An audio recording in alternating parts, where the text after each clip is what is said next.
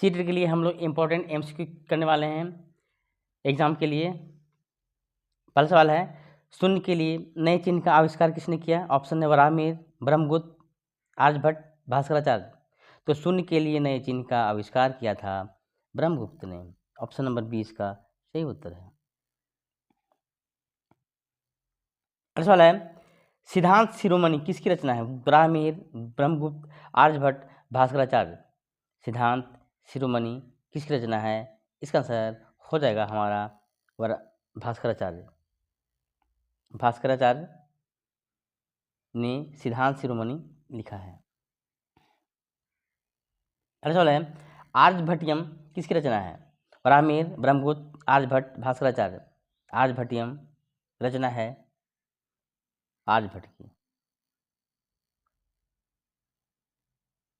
अगला सवाल है, पंच सिद्धांतिका किसकी रचना है? वराहमिहिर, ब्रह्मगुप्त, आर्यभट्ट, भास्कराचार्य। पंच सिद्धांतिका रचना है वराहमिहिर की। वराहमिहिर की रचना है पंच सिद्धांतिका। अगला सवाल है, निम्न में से कहाँ के निवासी बिना शून्य की गिनती किया करते थे? रोम निवासी, अरब निवासी, यूरोप निवासी, हिंदुस्तान निवासी। तो इसका आंसर हो जाएगा रोम निवासी। रोम निवासी बिना शून्य की गिनती करते थे। अगला सवाल है, चरक द्वारा रचित चरक संहिता किस प्रकार की पुस्तक है? वनस्पति शास्त्र, औषधि शास्त्र, शल्य चिकित्सा या प्राणी शास्त्र। तो चरक द्वारा रचित चरक संहिता है, क्या है?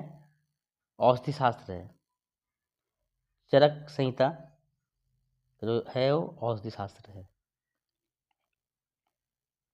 अगला सवाल है, सुश्रुत द्वारा रचित सुश्रुत संहिता किस प्रकार की पुस्तक है? वनस्पति शास्त्र, औषधि शास्त्र, शल्य चिकित्सा या प्राणी शास्त्र। तो सुश्रुत द्वारा रचित सुश्रुत संहिता शल्य चिकित्सा से संबंधित है। अगला सवाल है, चरक किस शताब्दी के लेखक माने जाते हैं? प्रथम, द्वितीय शताब्दी, तृतीय, चतुर्थी या पांचवी शताब्दी। तो चरक माने जाते हैं प्रथम से द्वितीय शताब्दी के लेखक। अगला सवाल है, सुश्रुत किस शताब्दी के लेखक माने जाते हैं? प्रथम, द्वितीय, तृतीय, चतुर्थी या पांचवी। तो सुश्रुत जो है सो चौथी शताब्दी के लेखक माने जाते हैं। सी होगा। अगला सवाल है, निम्न में से किस गणितज्ञ तथा खगोल शास्त्री ने ग्रहण के बारे में एक वैज्ञानिक तर्क दिया? वराहमिहिर, ब्रह्मगुप्त, आर्यभट्ट, भास्कराचार्य। तो गणितज्ञ और खगोल शास्त्री दोनों थे कौन? आर्यभट्ट। इन्होंने ग्रहण के बारे में वैज्ञानिक तर्क दिए। अगला सवाल है, जातक कहानियों को कहाँ दर्शाया गया? स्तूपों की रेलिंगों में, अजंता के चित्रों में, उपरोक्त दोनों में कोई नहीं। तो जातक कहानियों को दोनों में दिखाया गया है, स्तूपों की रेलिंगों में और अजंता के चित्रों में भी। अगला सवाल है, संस्कृत रामायण के लेखक किसे माना जाता है? वेद व्यास, वाल्मीकि, पतंजलि, नारद। संस्कृत रामायण का लेखक माना जाता है वाल्मीकि। अगला सवाल है, राम कहाँ के राजा थे? वत्स, गांधार, कौशल, कंबोज। राम कौशल के राजा थे।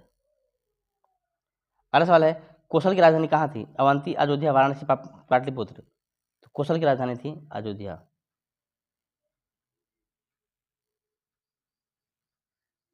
अगला सवाल है, वेद व्यास को किस ग्रंथ को संकलित करने का श्रेय दिया जाता है? पुराण, महाभारत, उपरोक्त दोनों कोई नहीं। वेद व्यास को दोनों संकलित करने का श्रेय दिया जाता है।